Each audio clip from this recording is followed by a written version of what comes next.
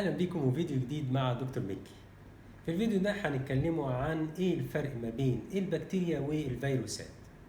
بس قبل ما نعرف الفرق ما بين البكتيريا والفيروسات مهم جدا ان احنا نعرف ايه هي انواع الميكروبات. عاوز تعرف انواع الميكروبات ايه والفرق بين البكتيريا والفيروسات؟ استنانا بعد الفاصل.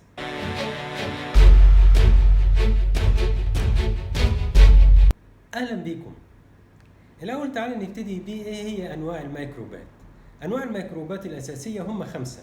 هم كتير شوية بس اللي يهمك أنت اللي أنا هقولك عليهم هم ال5 دول. والخمسة دول واحدة بتبتدي بحرف الب، واثنين بيبتدوا بالف، واثنين بيبتدوا بالطاء.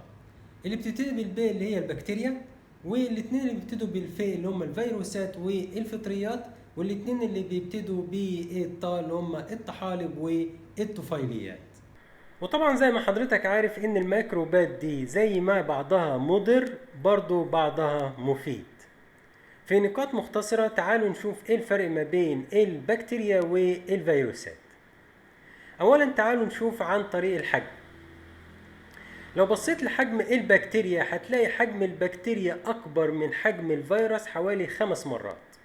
يعني لو حجم البكتيريا مثلا طولها مثلا كده، هتلاقي الفيروس جنبها بهذا الشكل. هنلاقي حجم البكتيريا 0.5 مايكرومتر، اما حجم الفيروس فهيكون حوالي 0.1 مايكرومتر، والمايكرومتر عبارة عن 1/1,000,000 من المتر. فطبعا حجم البكتيريا بالنسبة للفيروسات كبيرة جدا، فالبكتيريا تقدر تشوفها بالميكروسكوب، اما الفيروسات فعشان تشوفها لازم محتاج ميكروسكوب بنسموه ميكروسكوب الكتروني.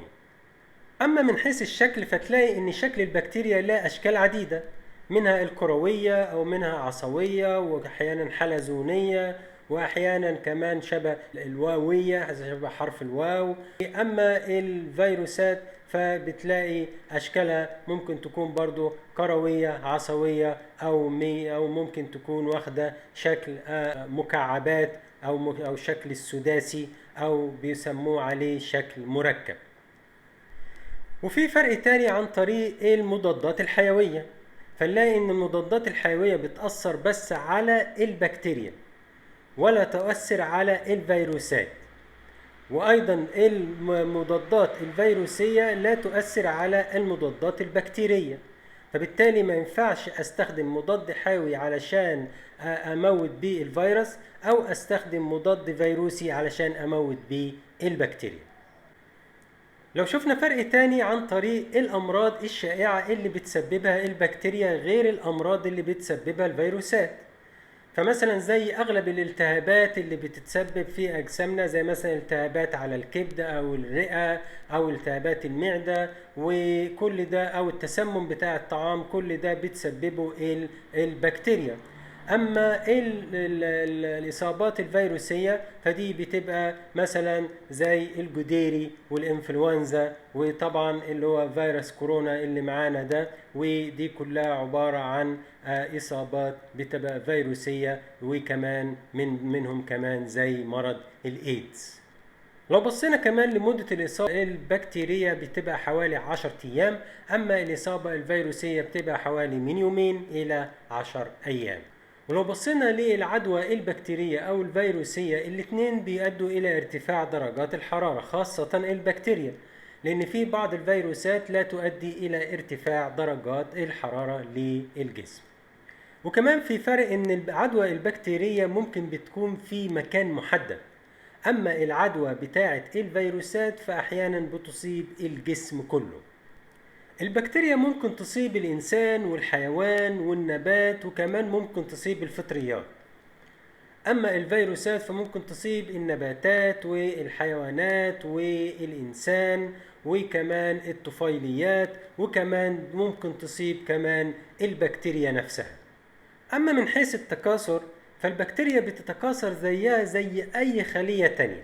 الخلية الواحدة بتنقسم وبتتكاثر تبقوا 2، والاتنين بيبقوا 4، والأربعة بيبقوا 8، والتمانية بيبقوا 16 وهكذا. أما التكاثر في الفيروسات فده لا يتم إلا إذا كان داخل الخلية. خارج الخلية الفيروس ملوش أي أهمية، بس بمجرد انه يدخل اي خلية كانت يستطيع انه يتكاثر. وعلشان السبب ده انت بتحط الاكل في التلاجة علشان توقف انقسام وتكاثر البكتيريا، يا اما الاكل بتاعك هيبوظ. وكمان بتعتبر البكتيريا كائنات حية. اما الفيروسات فالبعض بيقول انها كائنات غير حية، والبعض الاخر بيقول انها هي ما بين الحياة وعدم الحياة. اما بالنسبة للاحماض النووية فالاتنين سواء كانت البكتيريا او الفيروسات فالاتنين بيحتوي على احماض نووية زي الدي ان ايه والار ان ايه على حسب نوع البكتيريا والفيروس. اما من حيث التركيب فالبكتيريا بتحتوي على جدار للخلية او غشاء للخلية من الخارج. اما الفيروسات فلا يوجد لا غشاء او جدار للخلية.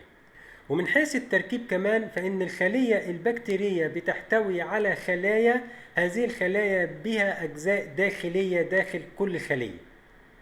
أما الفيروسات فليس لها أجزاء داخلية، فالفيروس عبارة عن حامض نووي DNA أو RNA ومحاط بمادة بروتينية أو بروتين، وأحيانا يكون الغطاء ده بيكون كمان دهني زي فيروس الكورونا. وعشان كده فيروس كورونا ده بيموت لما بترش ايدك بكحول او بتغسل ايدك بالمية والصابون او باستخدام المطهر.